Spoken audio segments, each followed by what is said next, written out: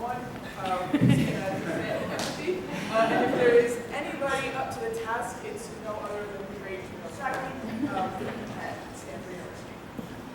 Thanks, Diana. Thank you to Leanne and Jonathan and Christine for inviting me. This conference is amazing. I've never been here. The speaker list is a murderer's row. I'm so excited for the rest of the evening. So I want to start by thanking my collaborators and funding sources.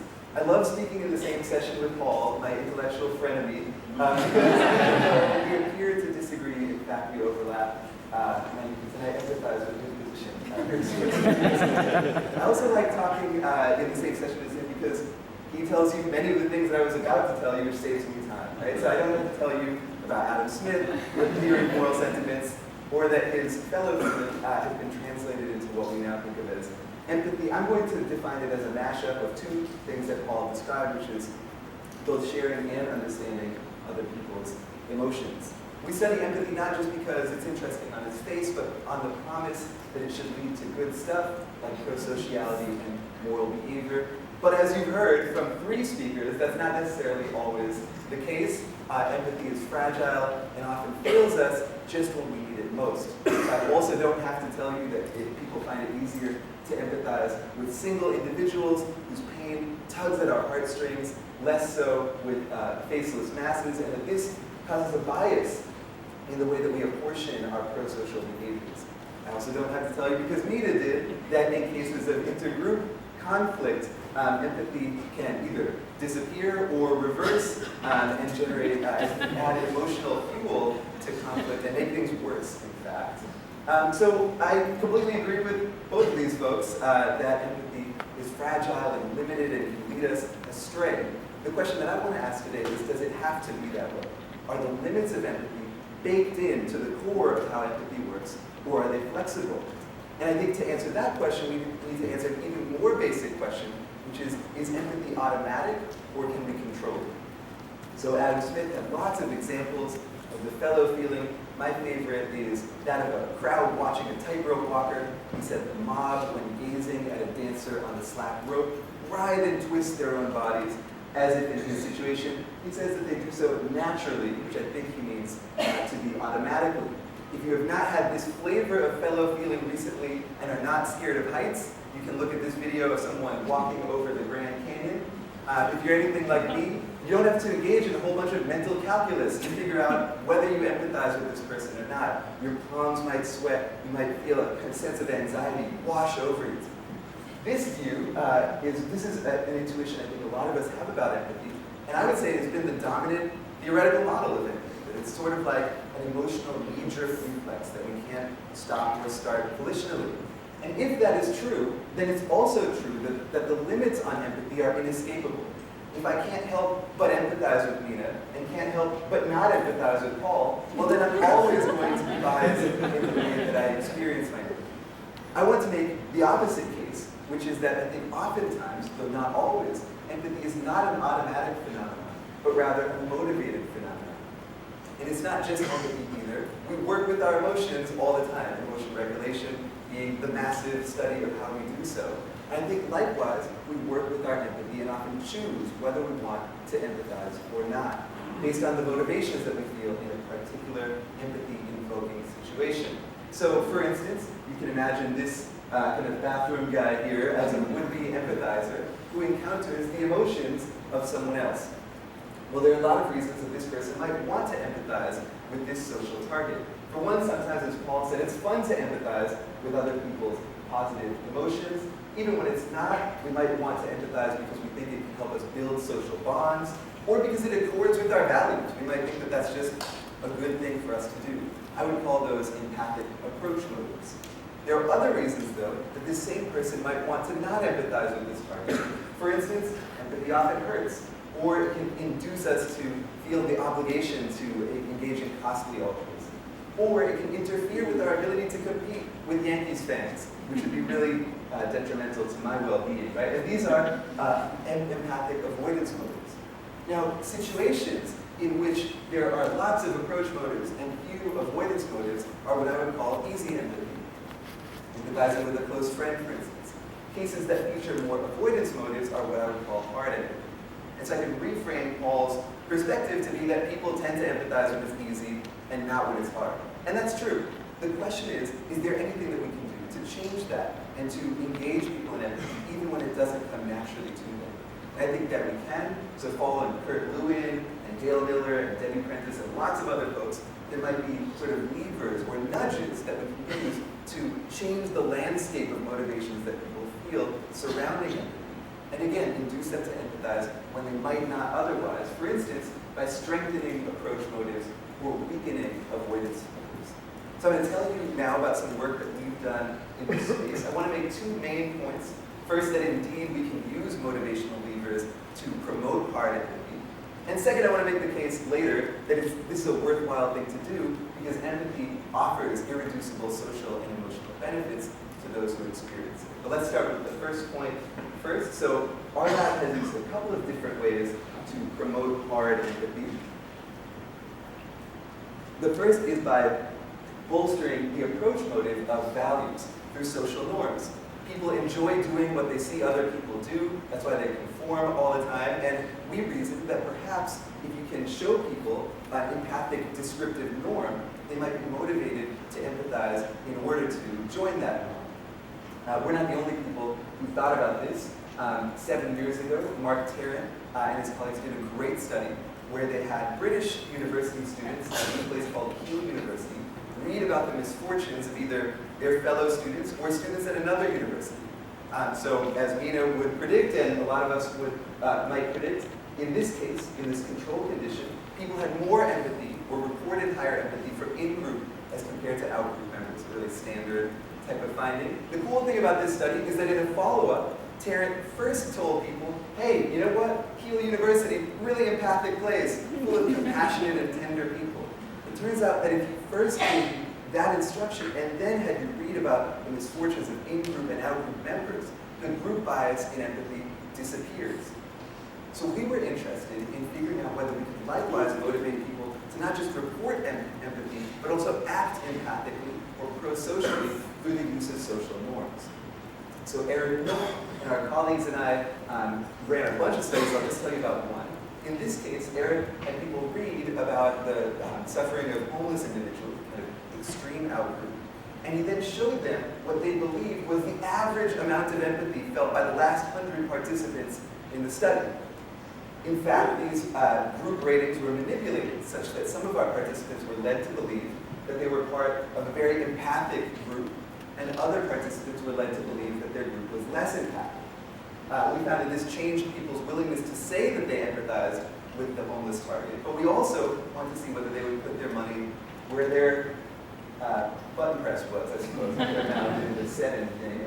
Okay, so Eric bonused them with 50 cents and told them you can give as much or as little as you like to a homeless shelter.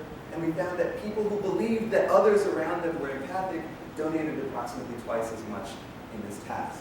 Again, suggesting that we can push people's not only empathy, but their pro-social motives around through social norms.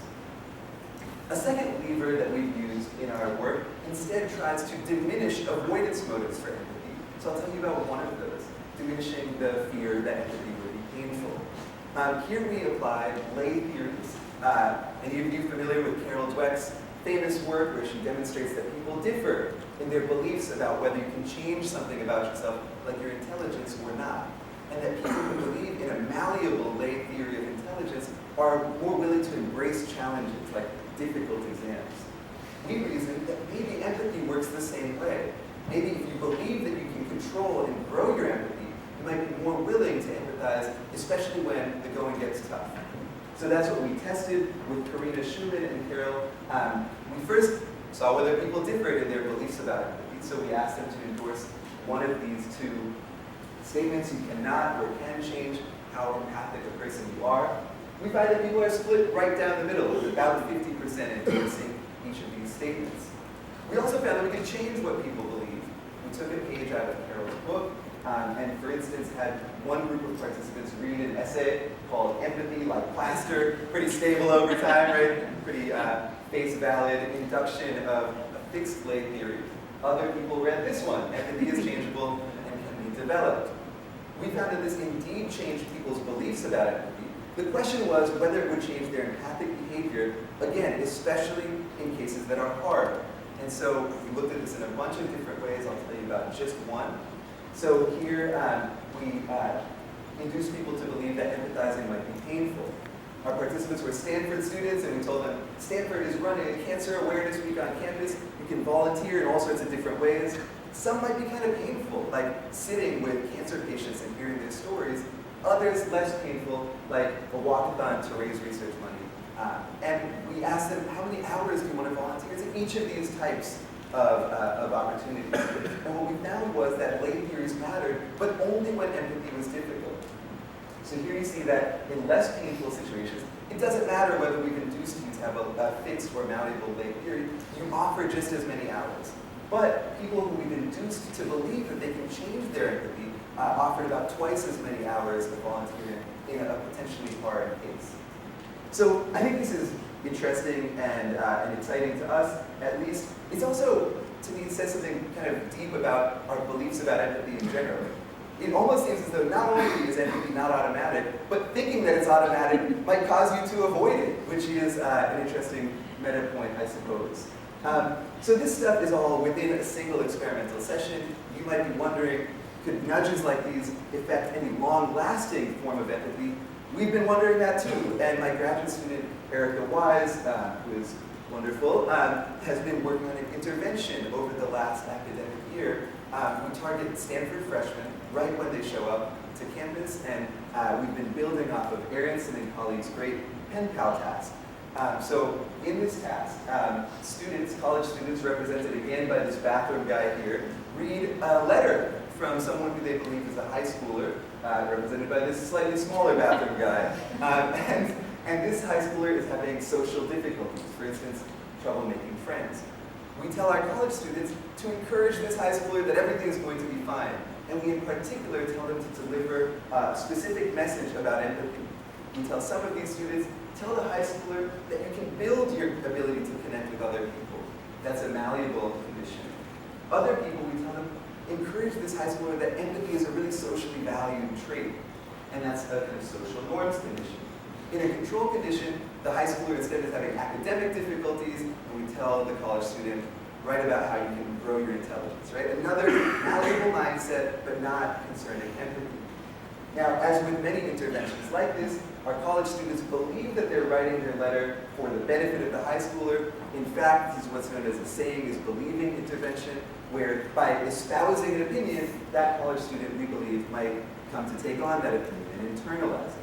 So our question is whether this will affect their empathic behavior later on. We've collected follow-up data at 2 weeks and 6 months, and Erica will be following these students for 2 years. I mean, not literally following them, that'd be creepy. She'll be asking them questions for 2 years.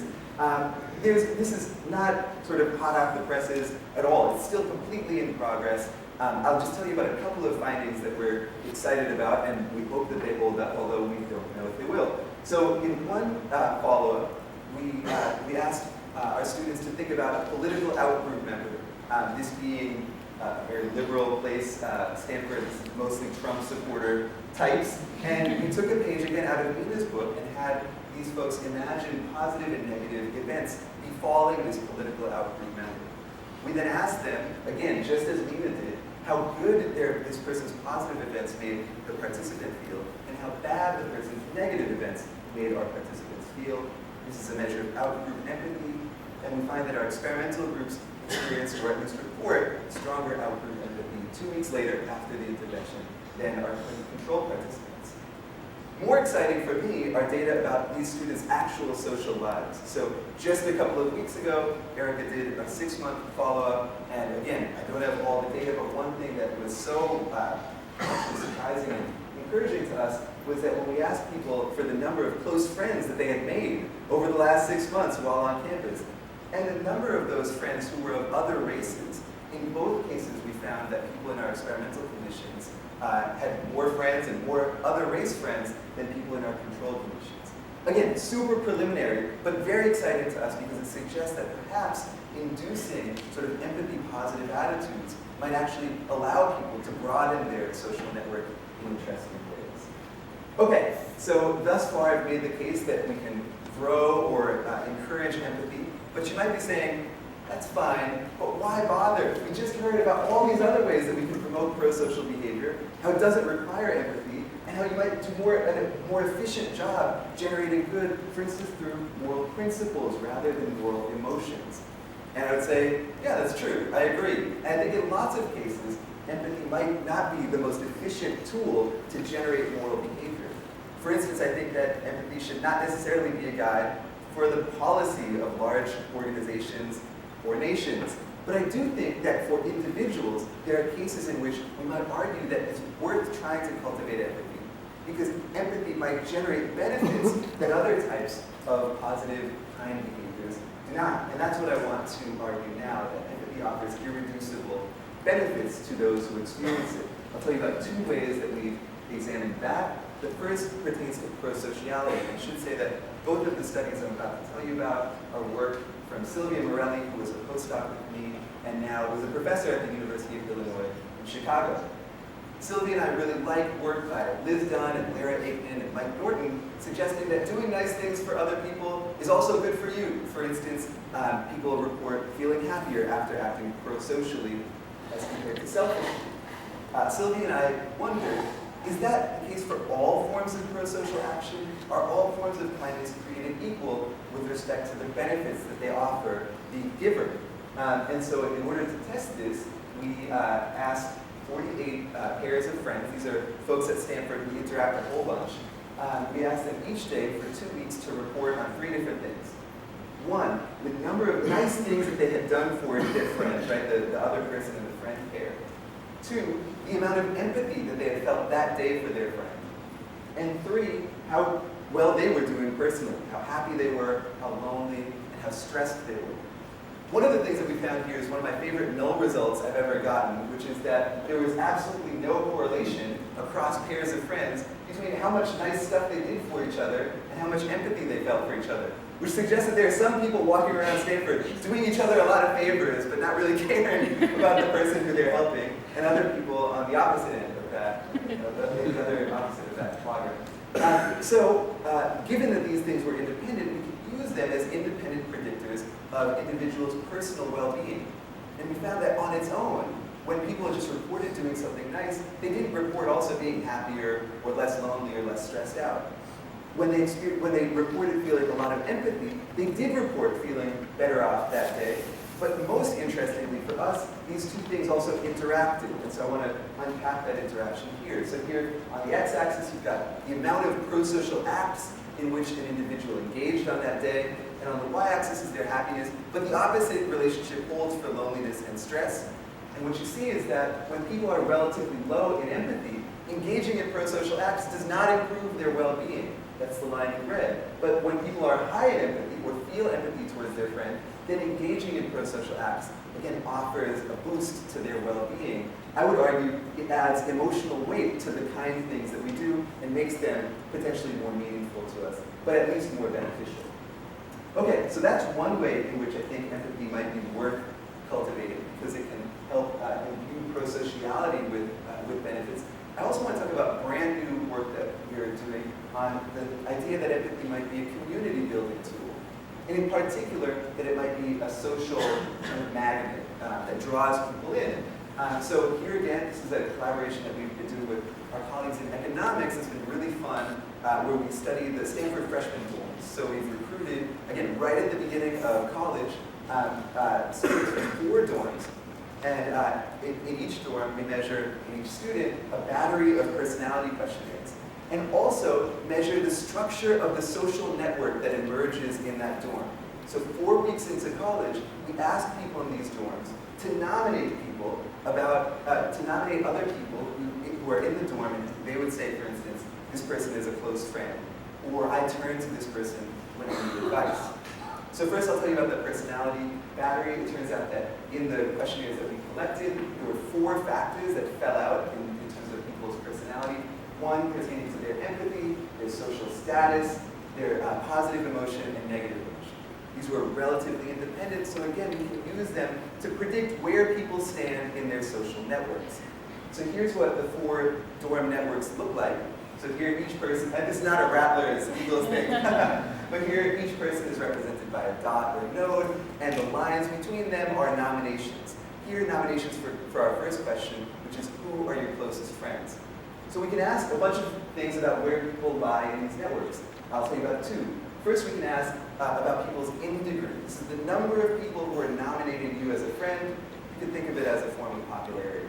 So for instance, we want to know, are there things that predict when someone will be quite central, like this person, or like this lonely soul kind of out in the forest. This would be where I was in my 7th grade social network, probably. So that's one question that we ask about people. The second question that we ask is about reciprocal nominations. This is controlling for how many people nominated you as a friend.